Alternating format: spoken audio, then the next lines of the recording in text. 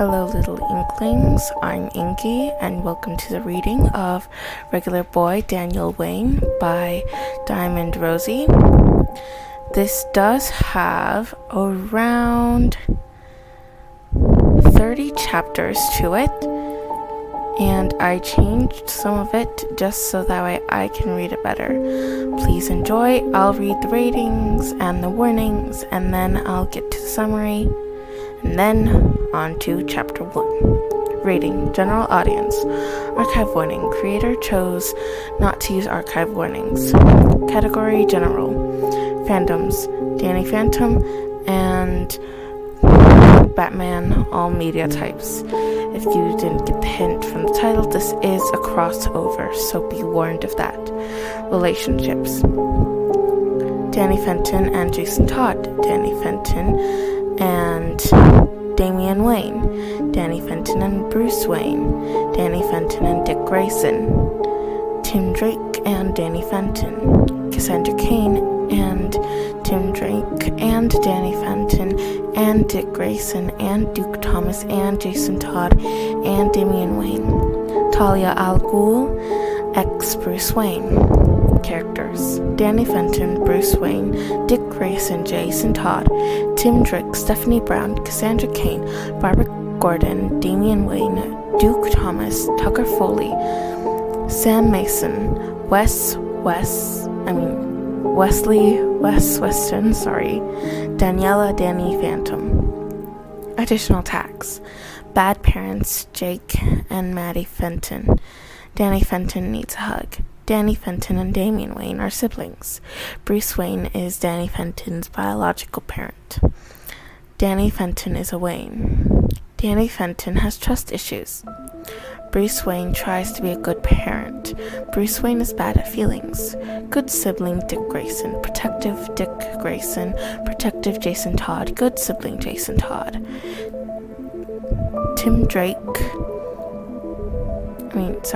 Good sibling Tim Drake. Damian Wayne is bad at feelings.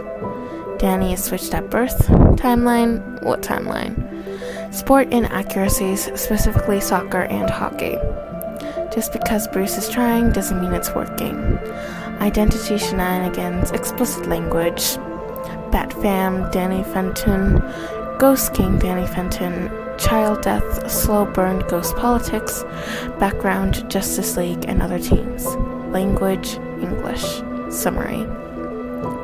Reporting live from Gotham City. Here at the scene of the crime, Dr. Colin Kyle, renowned geneticist, has shot himself and has been declared dead by the paramedics. Dr. Kyle is suspected to be responsible for the purposeful switching of newborns between families under his care, where over 500 babies have been swapped in the last 20 years of his employment here. Based on information provided to the Gotham PD by Nightwing and Batman, we are led to believe that Nightwing has been investigating this case after an anonymous tip-off, after a month and a half of investigating Nightwing. Dick had learned that people never know a situation as well as they assume they did. Dick had always assumed that he would be one of those people. He was a detective, a bat, the first Robin. The case file in front of him glared tauntingly.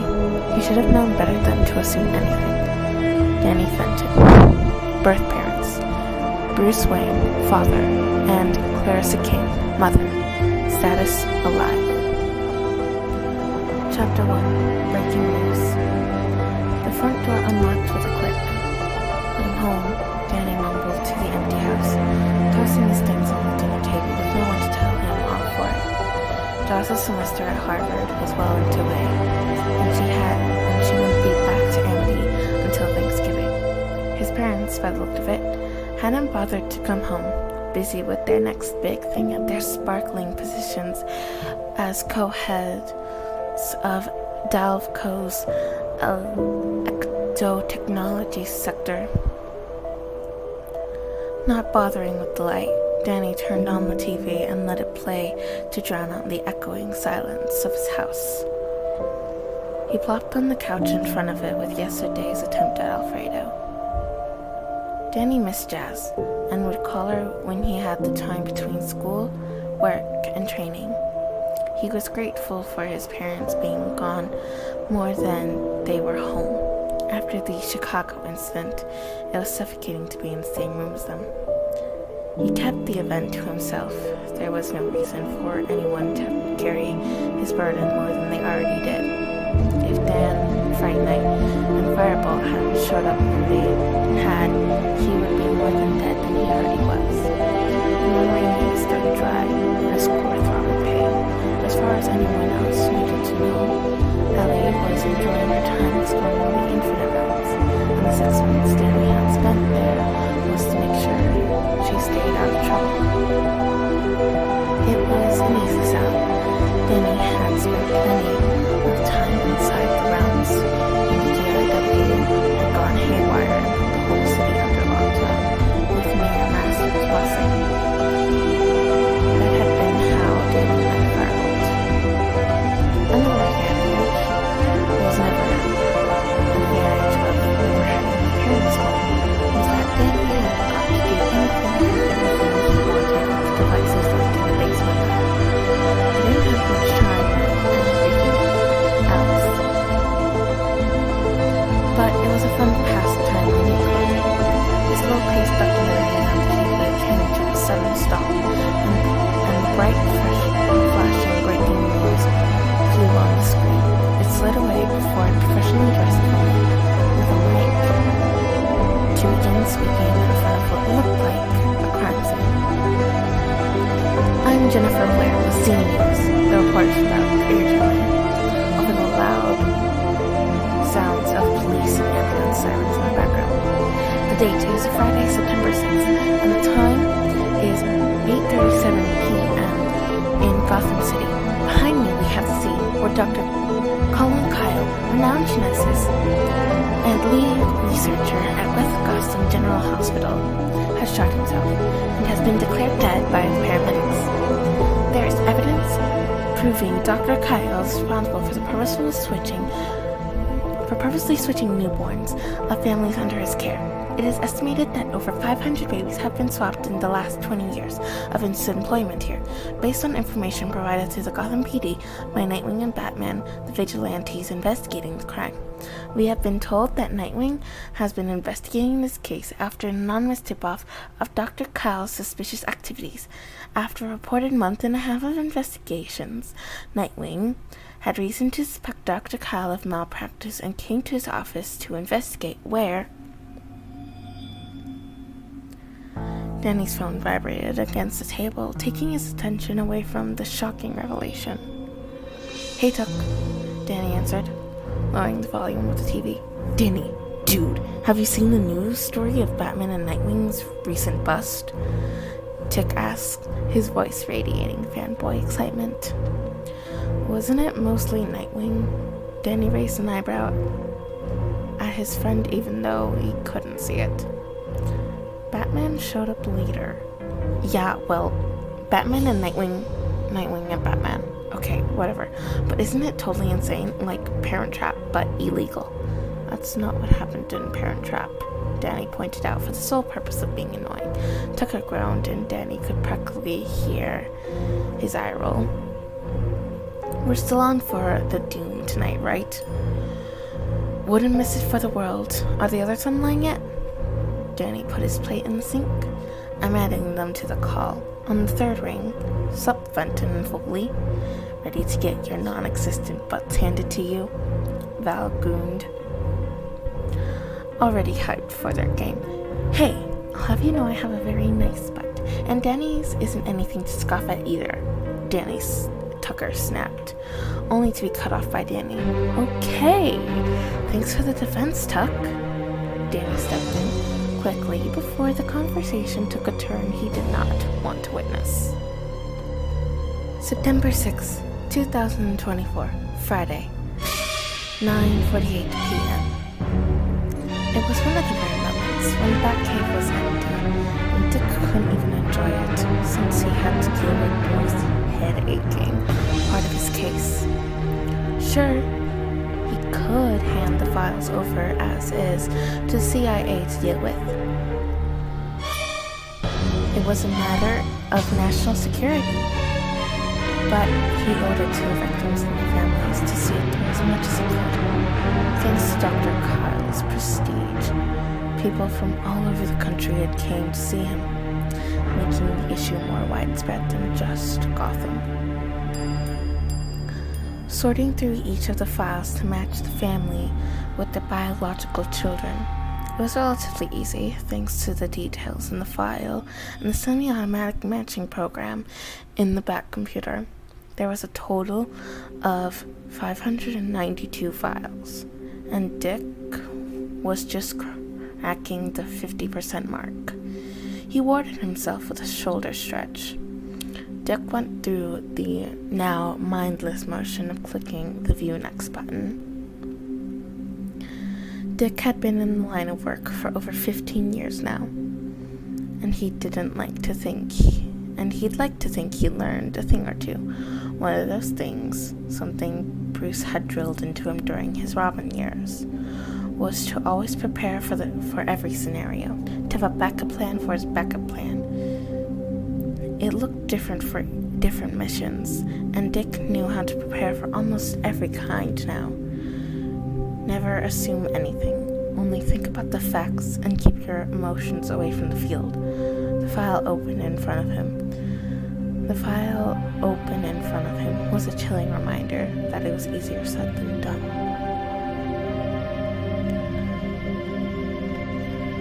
File number 6678. Date of birth, the 12th of February 2008. Name, Thomas Wayne Jr. Assigned mother, Clarissa King, unknown. Assigned father, Bruce Wayne, alive. Biological mother, Madeline Fenton, alive. Biological father, Jackson Fenton, alive. Medical conditions, malformations of the heart and lungs. Unidentified chemicals present in blood test. Updates and notes. Deceased on the 23rd of February, 11 days old. 16 years had passed since the event, but the memory was always fresh in Dick's mind. He'd been 11 at the time, 4 years after the death of his parents, 4 years into living with Bruce, and 4 years into being Robin, and 3 years into Bruce and Talia's quick marriage. The months before Talia became pregnant were practically out of a movie. They were like a real family. Then Talia told them she was pregnant, and Dick's dreams of being an older brother were put into motion. The pregnancy had gone smoothly as far as Dick was ever allowed to know, until it wasn't. One day, Talia came down feeling more unwell than all the other mornings, and Bruce had rushed with her to the hospital. Alfred stayed with Dick, and they followed after. When Alfred told Dick the baby was coming early, it was like killing Christmas had moved to Tibet. He had been bouncing with excitement. Dick had sat across the room waiting for Bruce to let him meet his brother, and watched the endless doctors and nurses rushing into the hospital. It reminded him of clowns in their cars from the circus.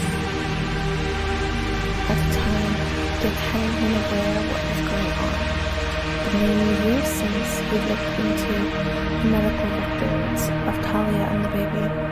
Premature births were not abnormal, but in Talia's case, she had what was recorded as a placenta previa, which complicated the birth. Placenta previa caused risks to both the baby and the mother during birth. According to the records, Talia had been sent into an emergency C-section that had gone as expected, but the concerns did not stop there. The baby had been rushed away to be monitored and in a sterilized environment until its condition stabilized. Alfred took Dick home, and when the clock turned late, and promised they'd come back tomorrow to check on the baby. The next day, when Dick came straight after school, he could only look at his baby brother from outside the glass room filled with full of machines. From the records, Dick knew the baby had suffered from medical poisoning, the cause of which was unknown. Its bloodstream had been contaminated and caused malformations of many of its respiratory organs. There were signs of nerve damage, and Dick had come to realize that even if the baby had somehow survived, its quality of life was irreparably diminished, and he remembered he would look into the room and watch the baby, waiting for it to open its eyes so he could finally know if his brother would have blue eyes like him and Bruce, or green like Talia. He watched the baby from outside the window for 10 long days, and on the 11th, he wasn't in there anymore. Alfred took Dick back to the manor earlier than usual that day, and when Dick demanded a reason, he had been taken to a patch of loose dirt in their backyard with a marked rock. Dick had seen that type of rock with his parents' name on it before. It meant that he was gone, and Dick would never get to see him again. Dick never found out what color the baby's eyes were. Forcing himself back to the present, Dick was glad the cave was empty. The associated file pulled up next to the first one. File number 77,563. Date of birth, the 12th of February 2008. Name, Daniel Fenton. Assigned mother, Madeline Fenton, alive. Assigned father, Jackson Fenton, alive. Biological mother, Clarissa King, unknown. Biological father, Bruce Wayne, alive. Medical conditions: age 12, electrocuted, hospitalized for 24 hours, developed acute bradycardia. No follow-up medical procedures. Updates and notes. Prefers Danny. The files were open next to each other in perfect clear view, but Dick could hardly swallow the fact his baby brother was alive. He had been this whole time. His brother had been stolen from him by some science fanatic lunatic, and Dick had been forced to think he was Dick. Dick had been forced to witness the family gang be ripped apart by the seams over the grief of it, and the whole goddamn time, they'd been lied to. What shock had hollowed out anger was quick to fill. If the bastard hadn't killed himself already, Dick would be hot on his tail to do it for him. When the initial rush of emotions finally settled, Dick so did the weight of the information.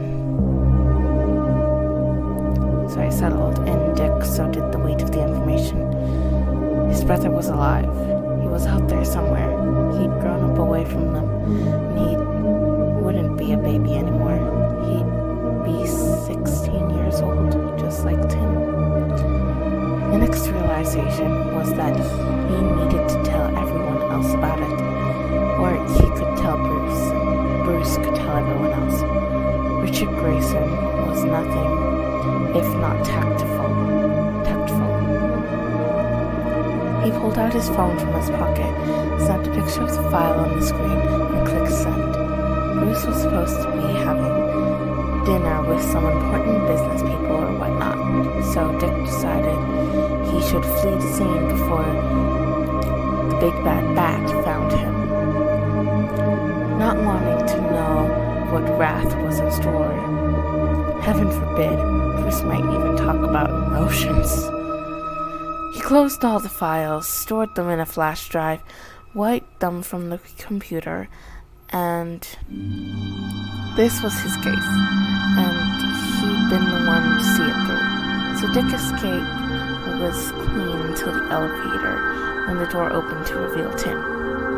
"Woody, you're done?" he asked, raising a curious eyebrow. I have a flight to catch, Dick said. Is that for the case? Tim asked. I thought you had everything. Yeah, but be the bestest brother ever and cover for me, Dick pleaded, flashing his signature grin. Why should I?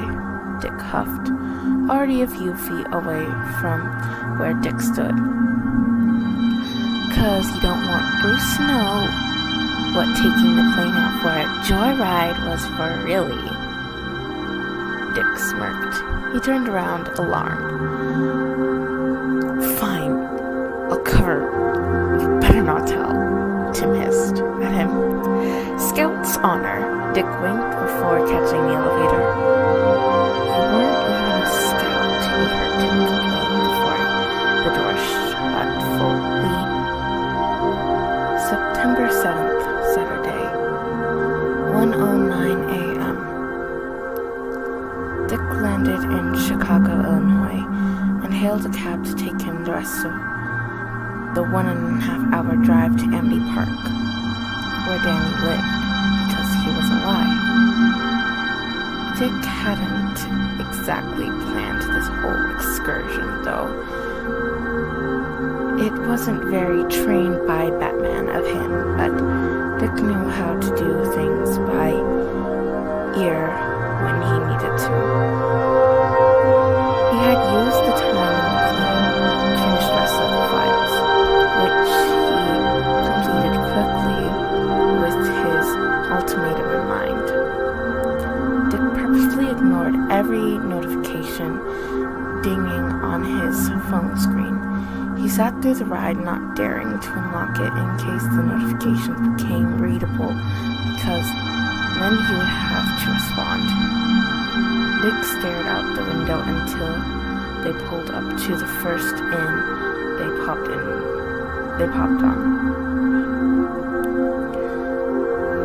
When he'd searched the town, he paid his fares. The first inn that popped up when he'd searched the town. He paid his fares and took his bags inside with his phone in his pocket.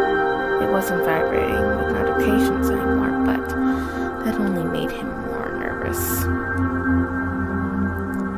He got his room key and headed up. He sat his things down and wow, golly, he was so sweaty from traveling. Dick should shower. Unfortunately, the shower eventually ended up pruning his fingers. Dinner? Yes. He was quite hungry. Room service would be nice. Dick took his time looking through the offered menu and chatted up the receptionist to burn seconds.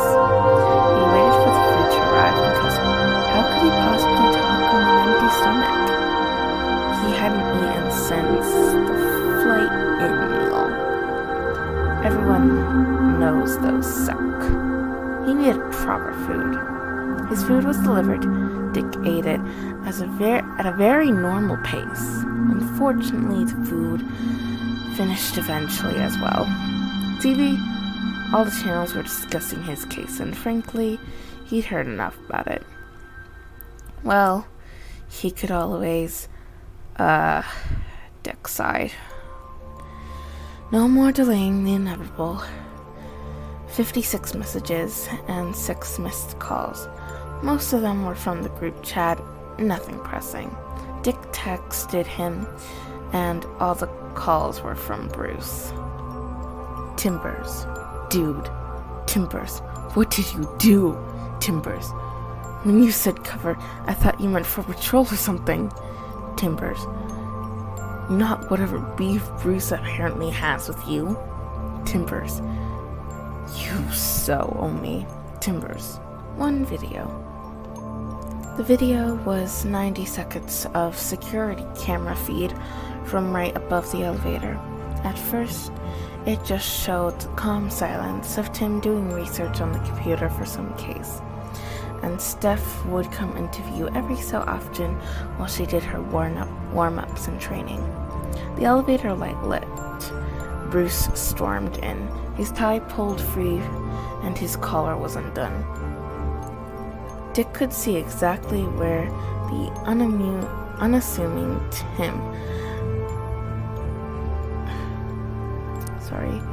Dick could see exactly where the absent cape would have flattered menacingly as Bruce stormed to the computer, spinning in unassuming Tim around to face him. The boy, not expecting the motion, nearly fell off the chair. Steph stopped just in view in the background, curious and attentive. Where's Dick? The camera was far, but still picked up Bruce's echoing voice. To Dick's surprise, and seemingly Tim's as well, Bruce didn't seem mad, disgruntled, alarmed, slipping from sanity, yes. Genuinely angry, not quite. I don't know, Tim said, holding the sides of his chair for premeditative security. Bruce rolled the chair to gain access to the computer. Steph and Tim shared a look, but watched Bruce shuffle through the computer storage to find the files that only Dick and his CIA contact had. Bruce soon realized this himself and huffed in annoyance and walked off, taking his tie off the rest of the way. The video ended with half the motion. Dick didn't give Tim an explanation, just a string of cheeky emojis. No doubt Bruce would ask for an explanation he still had yet to come up with.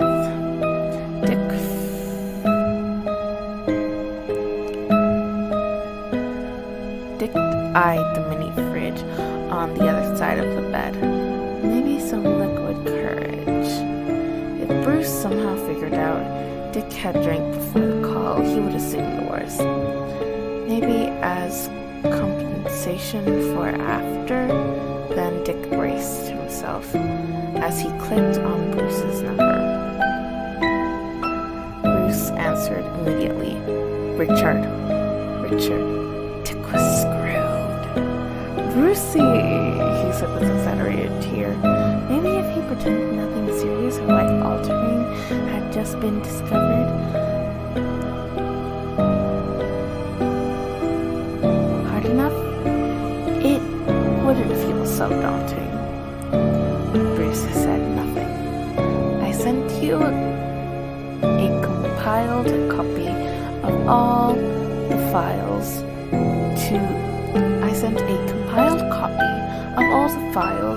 to Agent Johnson about an hour ago to deal with the public, domestic security and all. Dick offered. He should have it out within the week. And the originals? Bruce prodded. This is a textbook example of what Dick liked to call a Batman conversation.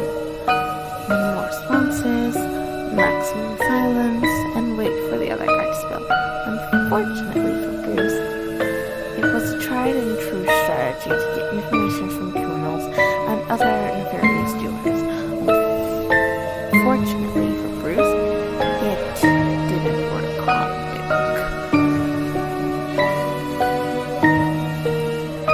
I worked the case. I get to decide what happens to the files. Dick paused. He knew how to play the game. Your rules. I'm drafting the report. Babs will have it on file once I send it over. You want me to find out with everyone else? Bruce concluded matter-of-factly. Listen, we both know you have a tendency to overanalyze things. I don't want you to jump the gun and freak the kid out. There's no way he knows about anything that happened other than what was on the news, Dick explained. And what exactly is your plan? That was a good question, and one Dick wasn't going to answer honestly. Activate the skill. route and deflect. Johnson said he'd have it ready before the end of the week at the latest.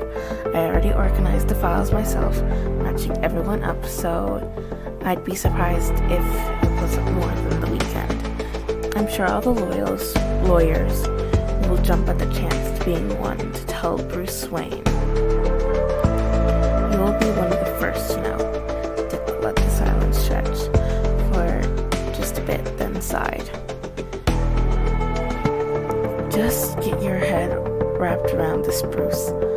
I know that the kid not making it screwed us all up. We finally have a chance to get some of what we lost back. I just want you to be all there when we do. There was a long pause where neither spoke. When Bruce finally responded, his voice was low and delicate. Not delicate like Batman was when he was confronting child victims, but the way Bruce was when he felt like he was losing things all around him. Keep me updated. Will do, be. Dick responded softly. Take care of yourself. And hung up. That was the chapter, especially towards the end. Thank you so much for listening to this beautiful fanfic. I hope to get another chapter out as soon as possible. It shouldn't, the next episode, or whatever the heck I'm gonna call this, shouldn't take so long, as I won't need to read a summary or the ratings and stuff. It should just be the chapter and an intro and an outro. And the outro and intro shouldn't be as long as this one is. So, thanks again. I really hope you enjoy. Inky out.